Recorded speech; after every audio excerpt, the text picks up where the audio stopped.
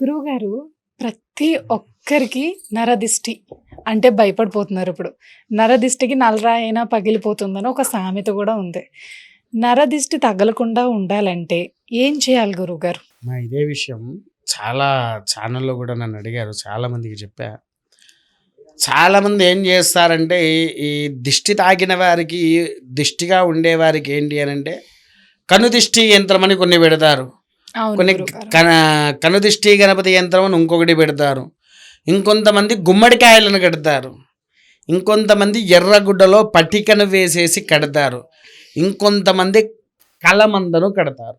నిమ్మకాయలు, ఎండుమిర్చి కూడా కడతారా? నిమ్మకాయలు, ఎండుమిర్చి అవి కూడా కట్టేస్తూ ఉంటారు. ఇంకా షాపులలో అట్లా గ్లాసుల్లో నీళ్లు పోసి దాంట్లో నిమ్మకాయ వేసి కూడా ఉంచుతారు. అవును గురువుగారు, నేను చూసాను చాలా షాపులలో. చాలా షాప్స్లో. ఎందుకంటే దిష్టి దోషం పోతుంది అలా అని చెప్పేసి అని ఉంటారు.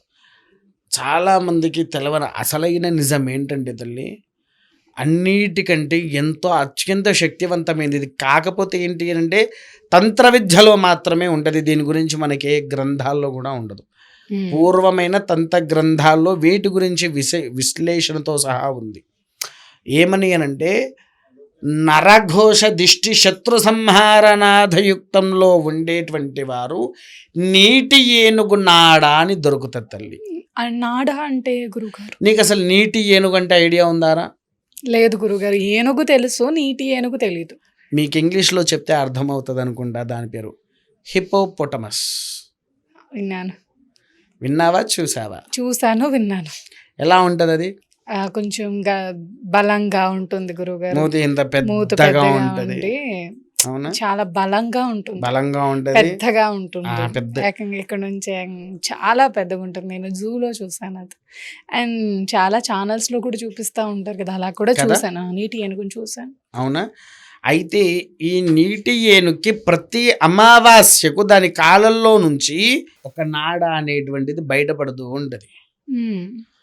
ఆ నాడ ఎప్పుడైతే బయటపడుతుందో, బయటపడ్డాక అది వచ్చేసేసి దొంగచాటుగా తీసుకుంటారు. అది ఉహు. తడిదనంతో ఉన్నప్పుడు. ఎందుకనంటే అవి ముట్టుకొనివ్వదు. హిప్పోపోటమస్ అది ముట్టుకొనివ్వదు. ఉమ్. దాని జోలికి ఎవరిని రానివ్వదు. అది ఎక్కువ ఏం చేస్తుంది అంటే నీళ్ళల్లోకి వెళ్ళి వదిలేస్తాయి. తన కాళ్ళల్లో నుంచి అవి వదిలేస్తాయి. వదిలేసిన తర్వాతనే దాన్ని బయటికి తీయాలి మేము.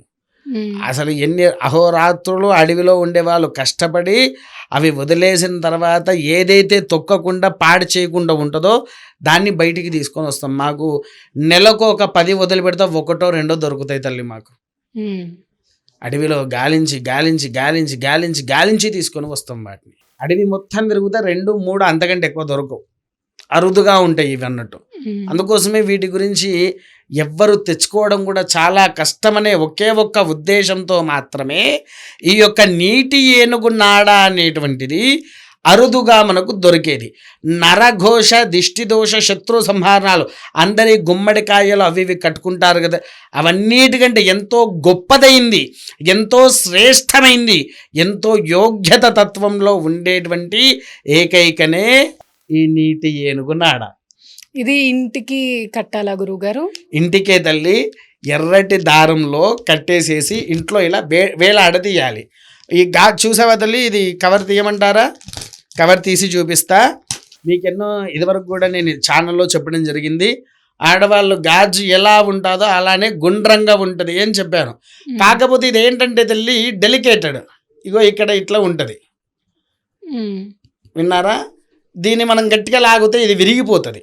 ఇది ఊడేటప్పుడే ఇట్లా సెట్ వచ్చేస్తుంది దానికి. విన్నారా? దీన్ని చాలా జాగ్రత్తగా చూడు. పచ్చిదనంతో పైన బూజు లెక్క వచ్చిందా తల్లి? చూడు, ప్యాక్ చేసి ఉంచాం కదా. అవును గురువుగారు. అవునా? నీళ్ళలో తీసిన అది నీళ్ళలో నాచు ఉంది. నాచు ఉందా? అలా ఉంటుంది తల్లి. దాన్ని తీసి పెట్టేసేసరికి కాకపోతే ఇది రెడ్ దారం చుట్టాలా?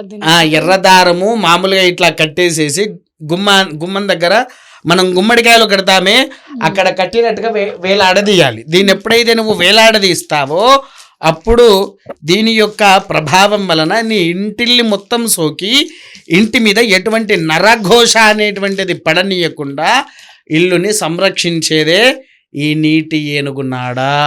ఇంకేం చేయాలి గురువు గారు? అదొక్కటి ఇదొక్కటి ఆచరిస్తే సరిపోతుంది తల్లి. ఇది ఒకవేళ ఎవరికైనా కావాలనుకుంటే కింద మనం నెంబర్ వేస్తాం కదా తల్లి. ఆ నెంబర్‌కి ఫోన్ చేసి ఆర్డర్ పెట్టుకునేటి వారికి ఇంటికే కొరియర్ ద్వారా పంపిస్తాము.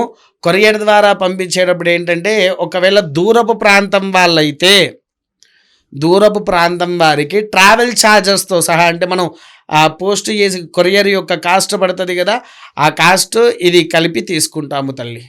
ధన్యవాదాలు గురువుగారు. చక్కటి పరిహారాలు, చక్కటి పరిష్కారం కూడా చూపించారు. ప్రతి ఒక్కరు బాధపడేది మాకు దిష్టి తగిలేస్తుంది ఇంటికి అనేసి అనుకుంటారు. ప్రతి ఒక్కరికి ఒక మంచి సలహా, సూచనలు తెలియజేసినందుకు నమస్కారం గురువుగారు. మహాదేవ.